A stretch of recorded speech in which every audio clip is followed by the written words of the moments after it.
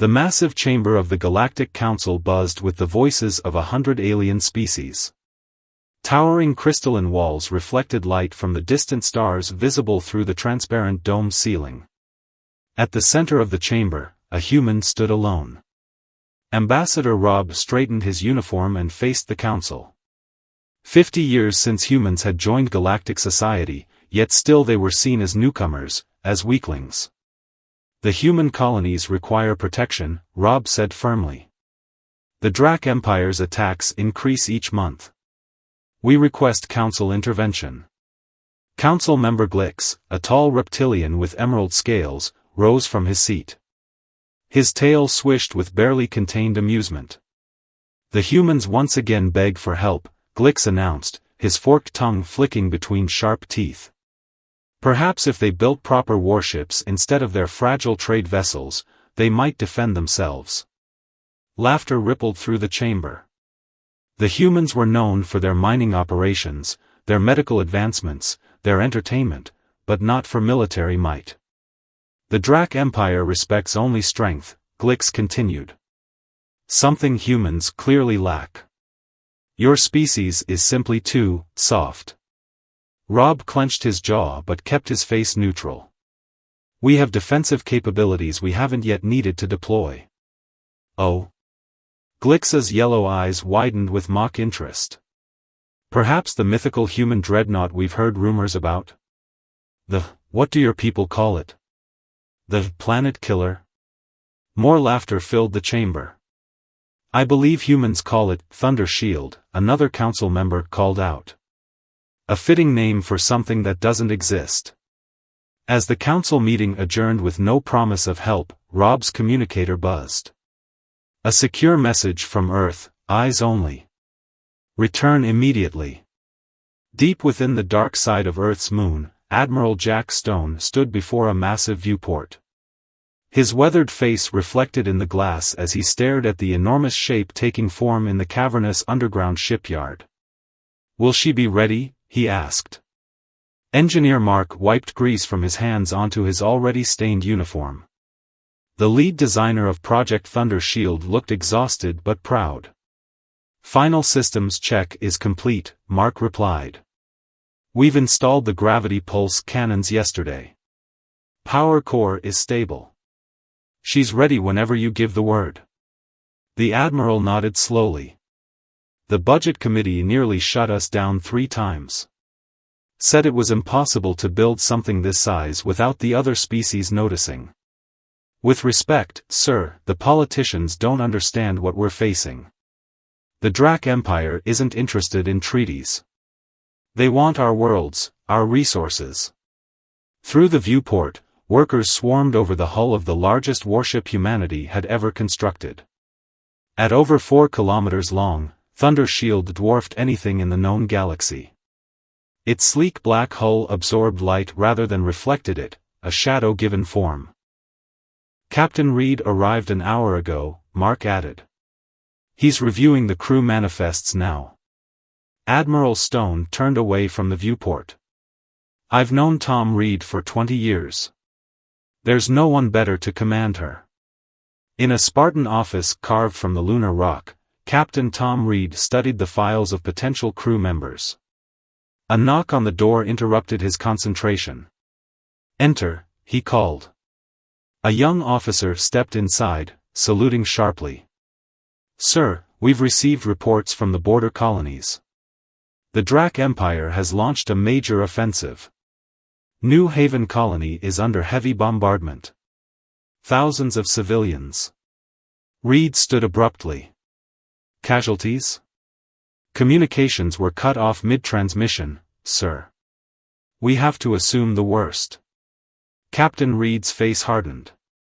He'd lost family when the Draks attacked the Epsilon colony 5 years earlier. He'd sworn it would never happen again. Get me Admiral Stone immediately. In the council chamber, Glix was enjoying a private meeting with several influential members when his aide rushed in. Apologies for the interruption, the aide stammered, but we've received disturbing reports from our trade vessels near human space. The Drak Empire has launched a full-scale invasion of human colonies. Glix waved dismissively. The humans will surrender quickly. They always choose survival over honor. There's more, the aide continued nervously. Our deep space monitoring stations detected unusual activity within Earth's solar system. A massive energy signature unlike anything we've recorded before. For the first time, Glix felt a flicker of concern. Probably some mining operation. The humans are always digging for resources. On the secure channel to Lunar Command, Admiral Stone's expression was grim as he spoke to Captain Reed. The Drac flagship is leading the assault on New Haven. 3 colony worlds have already gone dark. Reed nodded, his decision made. Then it's time, sir. Admiral Stone took a deep breath. I'm giving the authorization. Project Thunder Shield is activated. He paused, then added, "Wake the thunder, Captain. Show them what humanity can do." Throughout the massive warship, lights flickered to life. The engines began their low rumble as power surged through systems that defied conventional physics. Captain Tom Reed took his place on the command bridge, surveying his crew, the best humanity had to offer. "Ladies and gentlemen," he announced, "it's time to make the myth a reality." The Thunder Shield's bridge hummed with activity as crew members rushed to their stations. Captain Reed stood in the center, watching as the final preparations were made. Navigation systems online, called Navigator Pete, his fingers dancing across holographic controls. Despite being only 25, Pete was the best pilot Earth had produced in generations. Lieutenant Anna approached the captain, her red hair tied back tightly. "Weapon systems are green across the board, sir. The pulse cannons are charged and ready." "And the hammer?" Reed asked quietly. Anna nodded. "The hammer is operational. Though it's never been tested outside simulation." Dr. Gregg entered the bridge, medical kit in hand. "Medbay is prepared for casualties, Captain. Though I pray we won't need it." Engineer Mark's voice came through the comms. "Engine room reports ready, sir. The stealth drive is functioning perfectly. We can be at New Haven Colony in 3 jumps." Reed took a deep breath. This crew had been handpicked from across human space, the best and brightest. Some had lost family to the Drac Empire. All had volunteered knowing this mission might be one way. "Communications," Reed called. "Any update on New Haven?" Communications Officer Jane looked up from her station, face grim. "Colony defenses are failing, sir. Civilian casualties are significant." Reed's jaw tightened. "Then we have no time to waste." He pressed the ship-wide communication button. "All hands, secure for departure. We are about to make history." On the Drac flagship, Commander Vex watched with satisfaction as the human colony's defenses crumbled. "Pitiful," he growled to his officers. "These humans have no stomach for war." His second-in-command approached cautiously. "Commander, our sensors are detecting an unusual energy signature approaching from Earth's direction." Vex dismissed the concern with a wave. "Probably a refugee ship. Prepare boarding parties." The Thunder Shield emerged from its final jump, its massive black hull absorbing starlight. At 4 kilometers long, it dwarfed the largest Drac warship. On the bridge, Captain Reed stood tall. "Engage stealth systems," he ordered. "Move us between the colony and the Drac fleet." As the Thunder Shield silently glided into position, Reed gave the order all of humanity had been waiting for. "Deactivate stealth. Power up all weapon systems. Let's show the galaxy what humans are capable of." The Thunder Shield shimmered into visibility between the burning colony and the Drac fleet. Its enormous black hull blocked out the stars, casting a shadow over the enemy ships. On the Drac flagship, Commander Vex stared at his view screen in disbelief. "What is that?" he demanded. "Where did it come from?" His sensor officer worked frantically. Unknown vessel, Commander. It's huge. 4 kilometers in length. Energy readings are off the charts. Vex slammed his fist on the command console.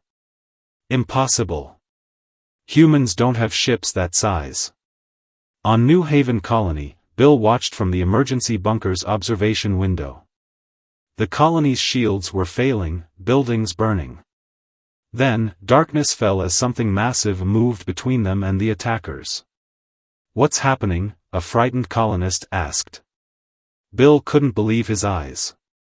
"It's a ship. A human ship. We are being scanned, Captain," Jane reported on Thunder Shield's bridge. "The Drac fleet is changing formation." Captain Reed nodded. News spread quickly across the galaxy. In the Galactic Council chamber, the atmosphere had changed completely. Gone was the mockery. In its place, tension and worry. "This footage cannot be real," Council leader Traz insisted, watching the holographic replay of Thunder Shield disabling 7 Drac warships simultaneously. Council member Glixa's scales had paled to a lighter green. "Our intelligence confirmed it. The human ship appeared at 3 more colonies yesterday. Each time, Drac forces were defeated without a single human casualty." Ambassador Robb stood calmly before the council, enjoying their discomfort. "The Thunder Shield is simply protecting human lives, as we've always said we would. You hid this technology from the council," Glix accused. Robb smiled slightly. "We never hid anything. You simply chose not to believe us." Deep in Drac territory, Emperor Zul reviewed the battle reports with cold fury. "How were our ships defeated so easily?" he demanded. His military advisor bowed low. "The human vessel has technology we've never encountered. It absorbs our energy weapons and uses a targeting system of impossible precision." Zul's eyes narrowed. "Prepare the Void Lance. If we cannot defeat their ship, we will threaten their planets instead." Aboard Thunder Shield, Captain Reed studied the tactical display.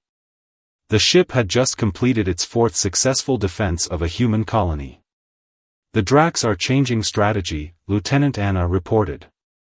"They're pulling back their forces and regrouping near their home system." Engineer Mark entered the bridge, looking concerned. "Captain, I need to report a problem. The main shield generators are showing stress fractures. The material wasn't designed to absorb this much energy."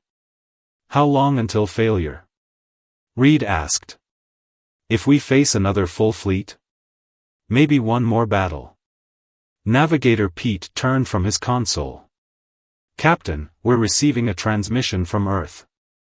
Admiral Stone says that the Drac Empire is mobilizing their entire home fleet." Reed's expression grew grim. "And our orders?"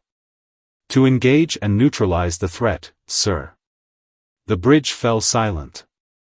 Everyone understood what this meant. They would be facing hundreds of enemy ships with damaged shields. Captain Reed took a deep breath. "Set course for Drac space. If they want to see what Thunder Shield is really capable of, we won't disappoint them." Dr. Gregg voiced what everyone was thinking. "You mean we'll use the hammer?" Reed nodded slowly. "It's time to end this war." Thunder Shield dropped out of faster-than-light travel at the edge of Drac territory. The massive ship's engines pulsed with blue energy as it slowed to tactical speed. Scanning the area, Jane announced from her communication station. "No enemy ships detected in immediate vicinity." Captain Reed stood at the center of the bridge, hands clasped behind his back. "They know we're coming. They'll be waiting." Below decks, Engineer Mark and his team worked frantically to reinforce the shield generators. Repair Chief Paul wiped sweat from his brow as he fused another support beam into place. "Will it hold?" Mark asked. Paul shook his head. "Not against a full fleet barrage. Maybe 10 minutes at best." Mark's communicator buzzed. It was scientist Linda from the science deck. "Mark, I've analyzed the Drac communications we intercepted. They're talking about something called the Void Lance. It's some kind of gravity weapon designed specifically to counter our shields. How soon can you get me details?" Mark asked. "I'm sending what I have now, but it's not good news." On Earth, Admiral Stone faced the Emergency Council. Their faces showed fear rather than their usual bureaucratic indifference. "You've sent our most valuable asset deep into enemy territory," one counselor accused. "Thunder Shield should be here, protecting Earth." Admiral Stone's voice was steady. "Captain Reed is taking the fight to them before they can regroup. It's the right call. Recall them immediately," the council chairman demanded. Stone shook his head. "Thunder Shield is already beyond our communication range. The decision is in Captain Reed's hands now." On the Drac throne world, Emperor Zul watched as the massive Void Lance platform moved into position. The weapon was larger than any ship in their fleet, a last resort built for planetary destruction. "The human vessel approaches," his advisor reported. Zul's mouth formed what passed for a smile among his species. "Let them come. One ship, no matter how powerful, cannot stand against our entire fleet." On Thunder Shield's bridge, the sensors suddenly blared warnings. "Multiple contacts."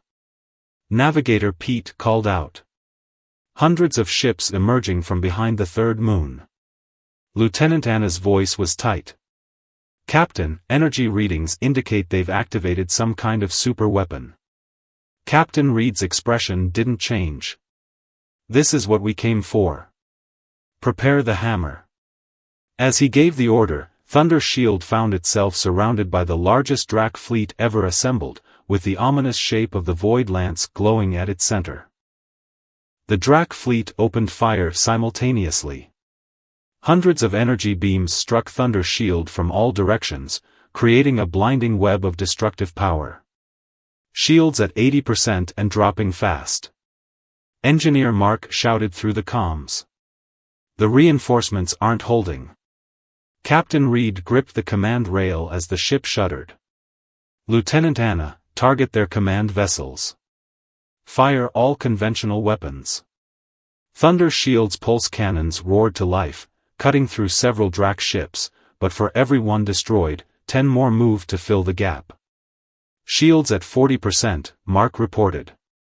The Void Lance is powering up." On the Drac command ship, Emperor Zul watched with satisfaction. "The human vessel is strong, but not invincible. Prepare the final strike." The Void Lance began to glow with unnatural purple energy, distorting space around it. "Captain, we can't withstand a direct hit from that weapon," Navigator Pete warned. Reed's face was grim. "Begin hammer protocols." The bridge crew exchanged nervous glances. The hammer had never been tested in combat. Suddenly, a massive energy beam erupted from the Void Lance, striking Thunder Shield directly. The ship's lights flickered and failed. "Direct hit." Jane cried out. "We've lost main power." The bridge plunged into darkness, emergency lights casting red shadows across worried faces. A support beam crashed down, striking Captain Reed. He collapsed to the deck, blood trickling from a head wound. Dr. Gregg rushed to Reed's side. "The captain's injured. Get him to Med Bay." Lieutenant Anna took command. "Reroute all remaining power to the hammer. It's our only chance." Engineer Mark's voice came through static. "Hammer systems online, but we only have enough power for one shot." Through the viewport, they watched as the Drac fleet moved in for the kill, the Void Lance charging for a second shot. Thunder Shield drifted, seemingly defeated, as Anna gave the order. "Fire the hammer."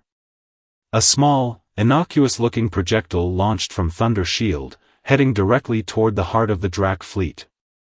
Emperor Zul laughed. "Their final attack is a simple missile? Pathetic." Then the hammer detonated. A wave of white energy expanded outward, engulfing everything in its path. The wave passed through Thunder's shield harmlessly but shorted out every system on the Drac ships it touched. As darkness fell across both fleets, Thunder's shield and hundreds of Drac vessels floated powerless in space. In the silent darkness of space, Thunder's shield drifted among the powerless Drac vessels. On the bridge, emergency generators hummed to life, restoring minimal functions. "Backup systems online," Engineer Mark reported, his voice weary. "The hammer worked perfectly, every Drac ship is disabled." Lieutenant Anna moved to the tactical station. "What about our systems?" "The hammer was designed to spare our technology," Mark explained. "Main power will be back in 30 minutes. In the medbay, Captain Reed regained consciousness. His head was bandaged, but his eyes were clear. "Status report," he demanded. Dr. Gregg helped him sit up. "The hammer worked, sir. The enemy fleet is dead in space." On the Drac command ship, Emperor Zul stared in disbelief at the darkness around him. "What happened? How did they do this?" His advisor's voice trembled. "The human weapon, it wasn't designed to destroy. It was designed to disable." Zul's shoulders slumped as the full reality of his situation became clear. His entire fleet, powerless, defenseless. 3 hours later, Thunder's shield systems were fully restored. The massive ship moved slowly through the disabled Drac fleet, its weapons ready but silent. Captain Reed, back on the bridge with a bandage still visible, opened a channel to Emperor Zul. "This is Captain Reed of Thunder's shield. Your fleet is disabled. Your homeworld is undefended. But unlike you, we don't destroy civilian populations." Reed paused, letting his words sink in. "These are our terms: immediate and unconditional withdrawal from all human territories. Recognition of human sovereignty. Reparations for destroyed colonies." On his darkened bridge, Emperor Zul had no choice. "We accept your terms." 1 month later, Thunder's shield returned to Earth in triumph. As the massive ship entered orbit, smaller vessels surrounded it in celebration. In the Galactic Council chamber, Ambassador Robb stood tall as the Council voted unanimously to elevate humanity to full Council status. Council member Glix approached Robb afterward. The mythical human warship turned out to be quite real. Robb smiled. Thunder's shield was never about destruction. It was about protection. As Captain Reed and his crew received medals at Earth Command, Admiral Stone announced the construction of 3 more Thunder-class vessels. The legend that no one believed had changed the galaxy forever.